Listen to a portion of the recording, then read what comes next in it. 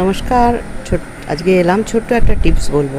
সেটা হচ্ছে যে আমাদের বাড়িতে সবসময় তো আমরা চাই যাতে কোনো নেগেটিভ এনার্জি আমাদের ঘরের মধ্যে না আসতে পারে। সেই ক্ষেত্রে আমাদের মেন এন্ট্রান্সের ঢোকার মুখে দরজার যে ফ্রেম থাকে সেই ফ্রেমের দুদিকে আপনার ডান হাতে এবং বাঁ হাতে দুদিকেই স্বস্তিক চিহ্ন সিঁদুর দিয়ে আঁকা থাকে যেন সেটা খুব ভালো প্রোটেক্ট করে।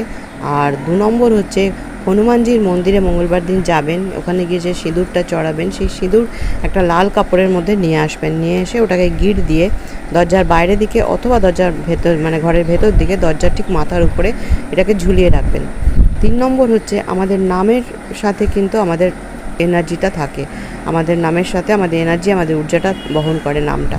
তো সেই নেম প্লেটটা যেন আমরা যে বাড়িতে আছি সেই বাড়িতে যে কজন আছেন তাদের নামটা যেন একটা প্লেটে মানে নেম প্লেট বানিয়ে সেটাকে আমাদের বাড়ির দরজার মেন এন্ট্রান্সে যেন লাগানো হয়। নেম প্লেটটা রাখাটা খুব জরুরি। 4 নম্বর হচ্ছে বাইরে থেকে যারা আসছে তারা অনেক সময় নিজেরাও জানে না যে তারা কী এনার্জি ক্যারি করছে। তারা যে ইচ্ছা করে আপনার কাছে নেগেটিভিটি আনছে তা নয়, নিজেরাও জানছে না, বা আপনিও হয়তো কোথাও কোনো নেগেটিভ এনার্জি আনলেন। তো কোনো কিছু হতে পারে, এরকম নজর লেগে যেতে পারে, অনেকের আসে না যে নজর লাগার একটা দোষ থাকে। তো সেই জন্য বাইরে একটা ওই নজর লাগার যে জিনিস কিনতে পাওয়া যায়, বাজারে অনেক রকম পাওয়া যায়, সেরকম একটা টানিয়ে রাখাটা খুব ভালো। আমাদের মেন এন্ট্রান্সে এই 4টে কাজ যদি করে রাখতে পারেন সেটা আমরা কিন্তু নেগেটিভিটি থেকে আমাদের ঘরকে বাঁচাতে পারি। 2 নম্বর হচ্ছে যেটা বলবো, অনেক সময় মনে হয় যে আমার সিদ্ধান্ত নিতে ভুল হচ্ছে, কোনো একটা সিদ্ধান্ত নিলাম, ভুল সিদ্ধান্ত নিয়ে ফেললাম।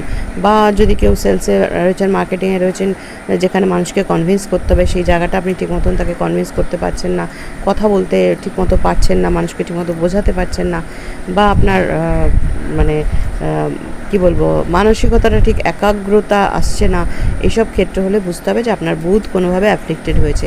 এই জন্য অ্যাস্ট্রোলজারের সাথে তো অবশ্যই যোগাযোগ করবেন, কিন্তু ছোটোখাটো জিনিসগুলো আমি বলছি এগুলো আপনি করতে পারেন। সেটা করতে পারেন মানে এগুলো করাটা ভালো।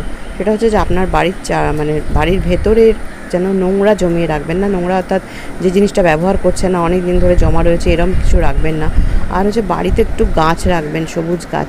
ধরুন আমরা তো ফ্ল্যাটে থাকি, মানে বাড়ি হলে বাগান থাকে, কিন্তু ফ্ল্যাটে থাকলে তো বাগান থাকে না। কিন্তু সেই ক্ষেত্রে আপনি ঘরের মধ্যে ইনডোর প্ল্যান্ট বা একটু মানে বারান্দায় যদি জায়গা থাকে গাছ রাখার ব্যবস্থা করবেন, এবং সেই গাছগুলোতে জল দেওয়া বা তার যে অন্যান্য সার দেওয়া বা কিছু দেওয়া, সেই যে সেবাটা, গাছের সেবাটা, সেটা আপনি নিজের হাতে করবেন।